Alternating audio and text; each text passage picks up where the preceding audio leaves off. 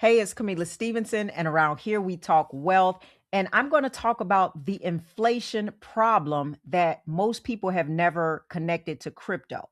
Now, I started to realize that there is something that happens to certain assets over time just by existing. And it's not because of what the banks do or what regulators decide, but it's just because of how it was built. And when we think of inflation, you probably already understand the dollar inflation. You know that the dollar buys less every single year. You know that the more dollars that get created, it dilutes the ones that already exist. And you may have felt it in the grocery store when you're shopping or at the gas pump, or when you just look at the cost of a house 20 years ago versus how much it costs today. Now, that concept is not new to people, but here's the question that I have. Have you ever applied that exact same thinking to your crypto portfolio? I'm going to explain it because right now, while you are holding certain cryptocurrencies and while you're watching the price and reading the news and waiting for the next move, new coins are being created inside those networks every single day, not printed by a government, but created by the protocol itself to pay people who keep those networks running. Stick with me to the end because you're going to understand exactly what I mean. So you have Ethereum that does it, Solana does it, BNB does it, Doge does it. Every single one of those networks have to continuously create new coins to compensate the people who provide computing power to keep the lights on. So those people, the miners, the validators, the stakers, they do not work for free. They get paid in newly created coins. And here's what that means for you as a holder. Every new coin created dilutes the ones that you already have. Now, it's not something that's super dramatic at all, but it is consistently and it's quietly and it's every single day. The crypto you are holding in those networks is becoming less rare over time and not more. So the math is working against your position, whether you're watching it or not. Now, I do want to be clear. That does not automatically make those assets bad investments. Demand can outpace inflation and price can go up even as supply increases. But it is a mathematical reality that most crypto holders have never thought of. And when you comprehend it and you see it clearly, it completely changes how you evaluate the assets that you are holding and why. Because not every crypto works this way. There is one in the top 10 that works in the exact opposite direction. And that is what we're going to get into next. So let me show you something that I think is going to reframe how you see XRP completely. Every time a transaction happens on the XRP ledger, a tiny amount of XRP gets destroyed. Not sent to a wallet or paid to a validator. I'm talking about destroyed, gone permanently, and it cannot be recovered. It does not go anywhere. It just ceased to exist.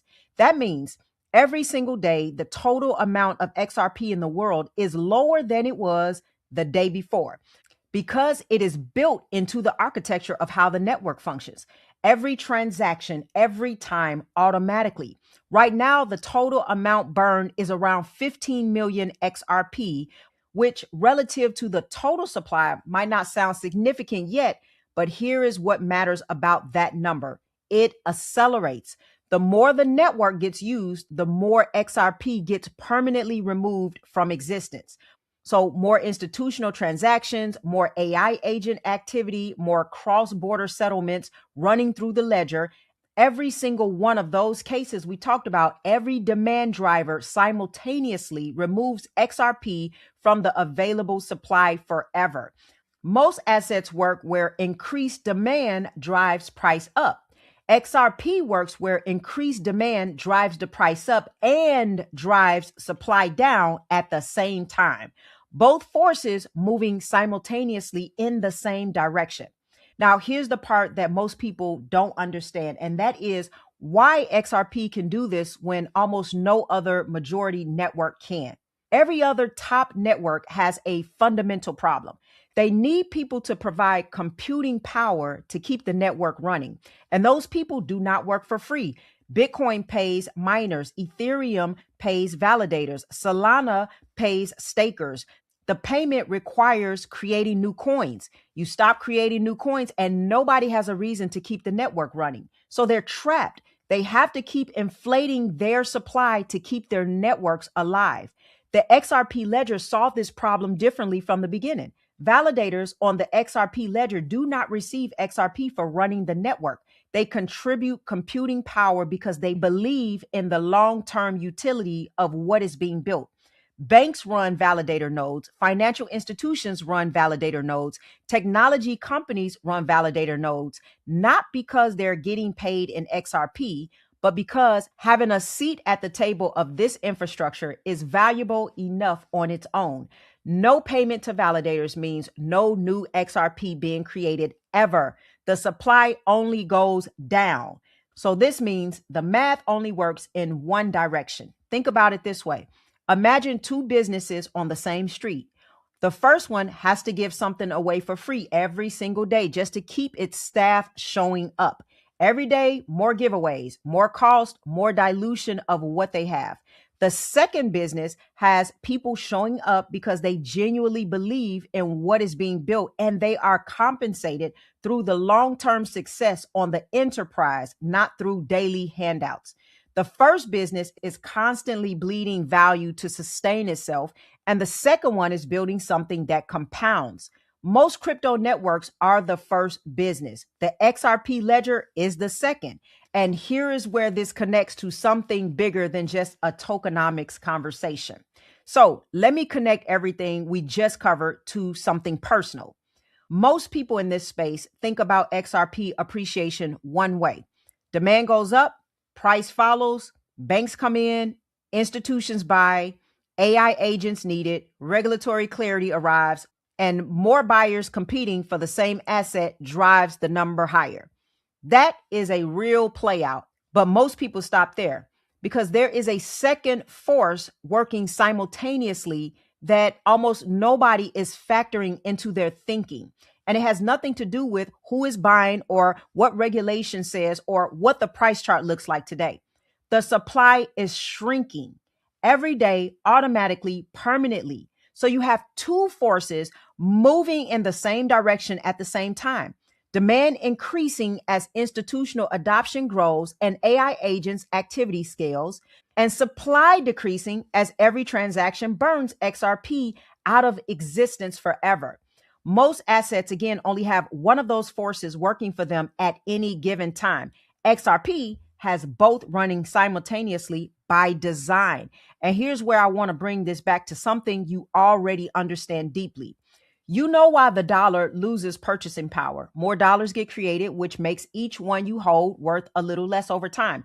That is inflation working against you quietly in the background, whether you're paying attention to it or not. Now, if you flip that, XRP has fewer coins in existence today than yesterday, and fewer yesterday than the day before, and the day before that. The math runs in the opposite direction, not because of a decision that someone made and not because of a policy that changed, but because of architecture that cannot be altered without destroying the entire network. In a world where almost everything around you is designed to become less rare over time, the dollar, most investments, most crypto, XRP is one of the very few assets where the math works the other way by design. And I also want to say this. Most people who hold XRP hold it for one reason. They believe in maybe the use case, the banking infrastructure, the institutional adoption, the regulatory clarity, and those are all valid and real reasons. But the people who hold it with the deepest conviction hold it for multiple reasons at the same time. And the deflationary math is one of those reasons that most people in this space have never fully added to their conviction. Because when you add it, when you put the institutional demand story and the AI agent demand story and the deflationary supply story all together in one picture, you are looking at an asset that is genuinely in a category that has almost nothing else to compare it to. Not gold, because gold has more of it being mined every year, so the supply goes up. Not Bitcoin. Bitcoin is designed to stop creating new coins eventually, but it's not actively burning existing ones. So the supply stays flat at best. XRP is the only major asset where the supply is actively shrinking every single day as the direct result of the network being used. The more useful it becomes, the more scarce it becomes, all at the same time by design. That is not a narrative, that is math. Now, we just talked about an asset that mathematically becomes more scarce every single day. The supply is shrinking, the demand drivers are building, and both of those forces are moving in the same direction at once. If you believe even half of what we covered, if you believe the institutional adoption is real, if you believe the AI agent economy is coming, and if you believe the deflationary math works the way we just talked through, then why would you hold that asset in a structure that is going to hand a significant portion of your gains to the IRS when it moves? That is not a small question. That is a question that most people never ask until it's too late. I do personally hold a portion of my XRP inside a Roth IRA through iTrust Capital, and it's simply because I want every dollar of appreciation to stay with me.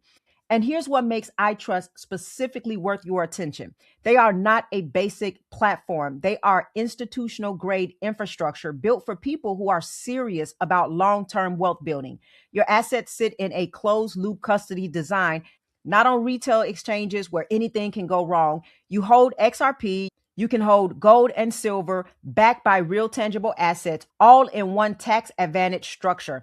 I also have HBAR, XDC, SHX, Quant in my Roth IRA. And so all of those are going to work in my favor. Now, the link is in the description. There is a $100 funding bonus when you fund the account. And I want to be direct with you. The window to establish your cost basis inside a tax-free structure at these prices is not going to stay here forever. Okay. So the time to get structured is before the move and not after. Do not let the tax bill be the thing that takes your gains after you did everything else right.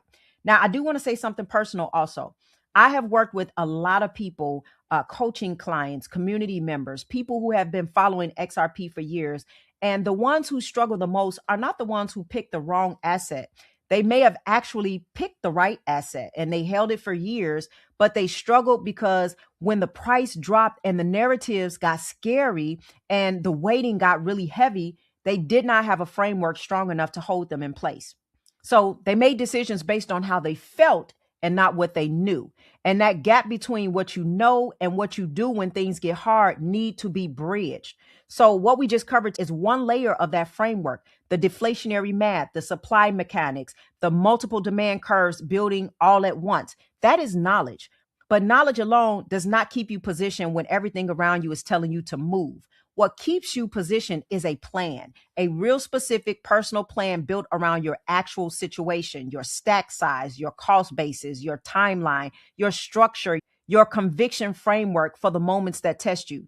That is the work that we do inside my coaching community and my one-on-one clarity calls. And it's not generic advice. It's not the same answer for everyone. It is your situation, your plan, and your outcome. So if you're serious about building wealth through this moment and not just surviving it, then the links for my clarity calls and my community is in the description. You will get the outcomes that you're looking for. And I really want to see you on the other side of this position correctly.